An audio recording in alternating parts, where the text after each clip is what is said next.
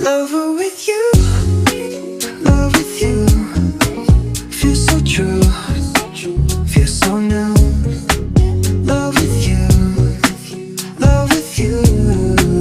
Every moment just me and you.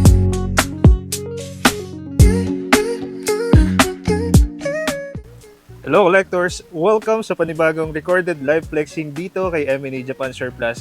Medyo dumidilim na po dito sa amin sa Tanawan at iniwan na ulit tayo ni Haring Araw. Pero don't you worry, kasama po ito sa posting tonight at 8 p.m. onwards. To be announced po ang exact time mamaya po after ko matapos nito. Kung kakayanin ba nating ma-post agad dito.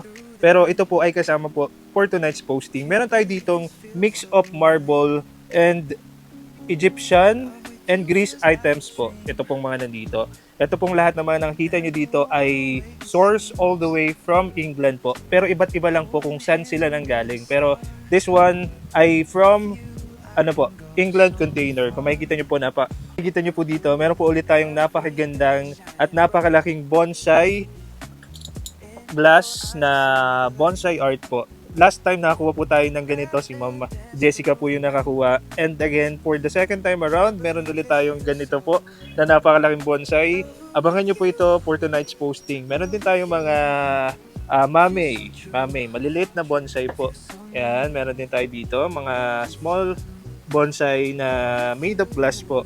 Sa mga collectors natin na nagsasabi sa akin na yung mga Greece and Egyptian items po, ito na po yung mga hinihintay nyo. Kung naghahantay po kayo na matagal, nandito na po kay M&A. So mag-request lang po kayo kung meron po kayo mga gustong items kasi lahat po ng items natin dito kay M&A ay dudukutin na lang po sa box at ipiflex na lang po.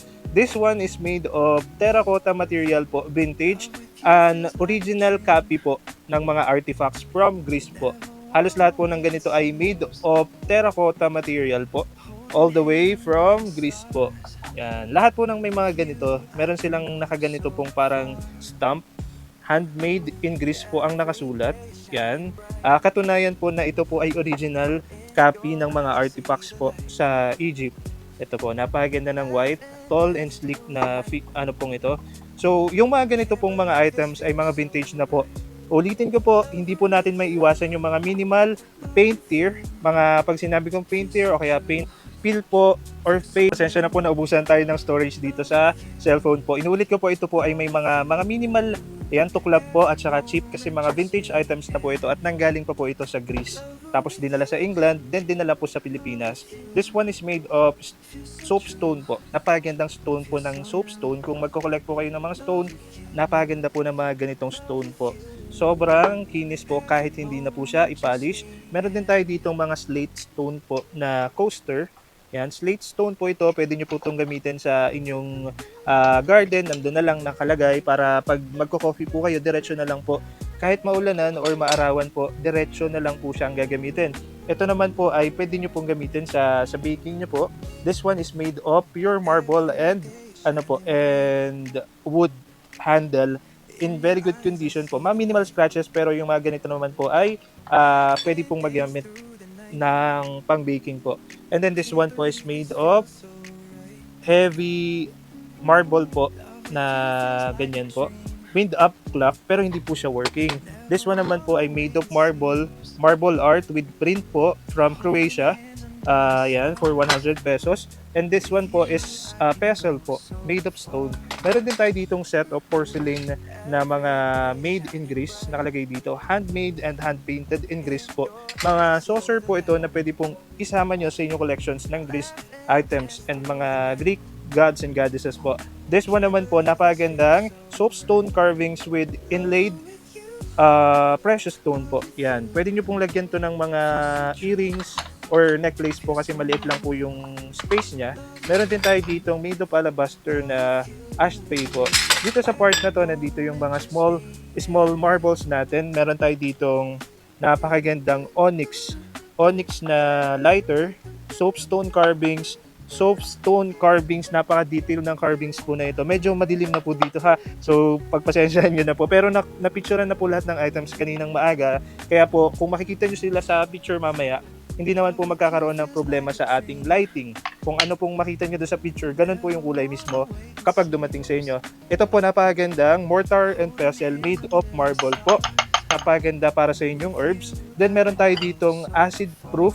Mga acid proof po yung mga ganitong pestle po. Wala lang tayo yung pinaka-handle niya po, yung mortar niya. Pero kung meron naman po kayong extra, pwede pong isa lang yung gamitin yung ganito. Tapos magkakaiba lang po yung gamitin nyo na ganito kung iba't ibang herbs yung gagamitin nyo po sa pagluluto. Then dito sa part na to, ito na yung pinakahihintay na lahat po. Meron tayo ditong parang mga body ng Greek gods and goddesses po.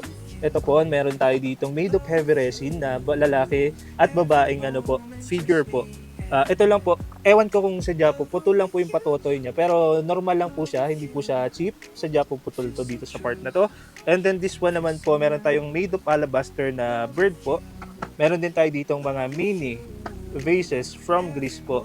At kung mahilig po kayo sa stone, this one is a very thick slab of agate po, geode, na meron pong curve ng waves and dolphin po. Napaganda po nito. And this one naman po, malaki po siya. Kung makikita nyo po sa size reference dito sa hand po, napakalaki po nito. Color magenta po siya sa personal. Hand painted in Greece. Original copy po ng artifacts lahat sa Greece po. Dito din po sa part na to, same po sa napaliwanag ko kanina, hindi ko na po ipapaliwanag kasi ito po ay lahat ay original copy artifacts from Greece po. Ito din po kagaya po nito. May mga nakalagay po dito. Wait, tagtagin lang natin yung sticker.